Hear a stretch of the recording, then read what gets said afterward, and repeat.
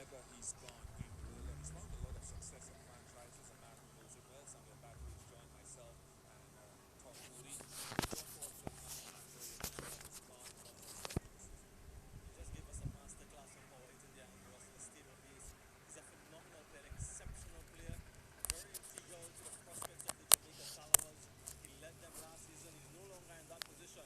But in the Hero CPL, he has 2 centuries to his name as well as 2 half centuries. It's really testament to the quality of the player he is. A phenomenal, must have some power as well to do what he does. I was about to say that because my stable base never worked for me across my career, and I was very still. Tom, they've got some power hitting apart from Andre Russell in this Tallawahs lineup. Yeah, that's going to be the challenge. You know, Carlos Brathwaite's come into their side, so that if anything's going to sort of, I suppose, crowd that middle order. Rob McPowell, the captain, new captain, also a power hitter. It's going to be interesting to see how they stack up, because there has been in the past criticism around when Dre Russ comes to bat.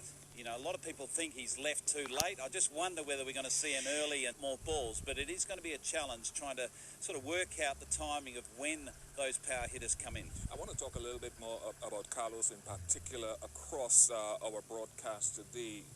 What positions should Carlos be used? That's interesting. I think I want to see him batting a lot of the overs. He's such an impact player, and many times a lot of teams use these players not to the best that. I think they're Rothman Powell, but Carlos Brathwaite, having captain franchises before, Andrew Russell is there as well. So all of that leadership ability and leadership skill will work in tandem for the success of this team. So the players are going through their final preparations. So we have power hitting on show today as well. O'Shane Thomas started his T20 career with a bang.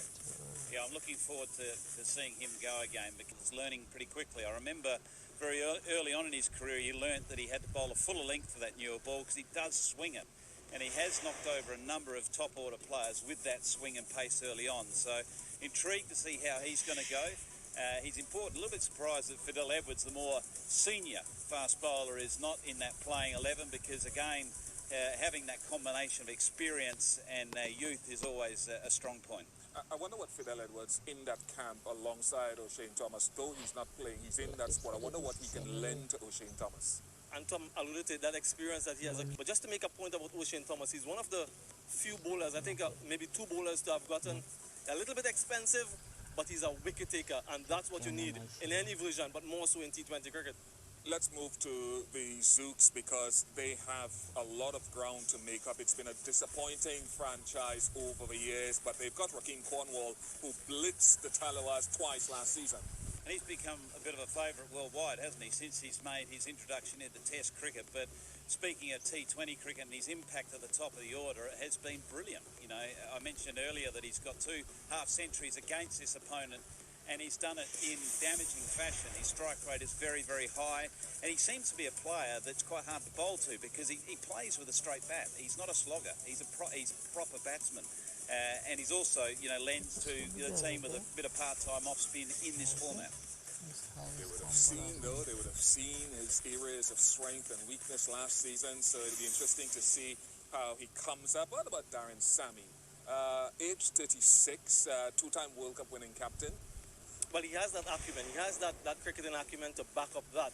But he needs to perform. We've spoken ad infinitum about the need, and he has those hopes. Can he make it as a batsman only? He hasn't bowled particularly a lot in the last few seasons. As a matter of fact, just 3 overs last year and none the year before.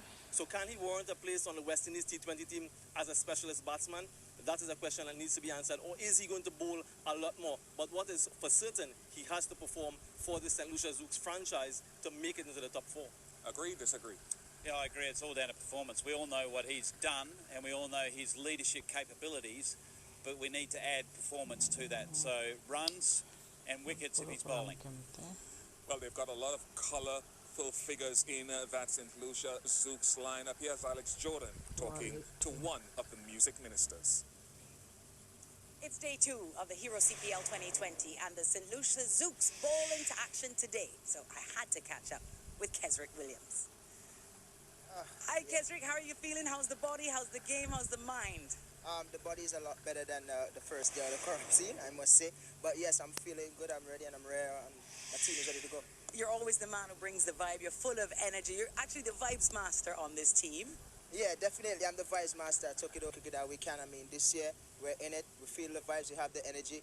There's always some sort of cohesiveness with St. Lucia team. So we're in it this year.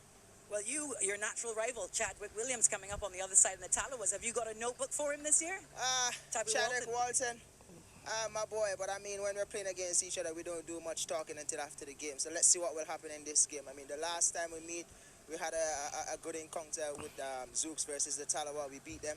So I guess we're 2 up over them since last year. So, I mean, we have to just come into this game confident, even though they probably look at us as underdogs. We don't mind being the underdogs, but we're here to play good cricket and we're in.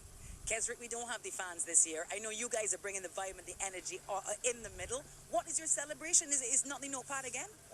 My celebration this year, to be honest, it's just something that comes naturally. You know? I don't really plan it. I don't really plan it to come out and say, you know what, this year I'm going to do this celebration in CPL. I don't plan it. Just celebrate and something just come out and, I mean, somebody just give it a name and I just run with it. Last year, I don't know what vibes it's going to bring. I don't know what the celebration, I don't know what the wicket's going to be like. So let's just see what happens. Whenever I get it, I'm going to do it. Last quick question. It was 2017 that was your bumper year. That was the notebook year. Can you bring it in 2020? Definitely. I don't have a problem bringing it. I love it. The fans love it. Everybody around the world love the notebook. I mean, so you might see it this year. You never know. Good luck. Thanks much. No fans in the ground for Kesrick to Dan.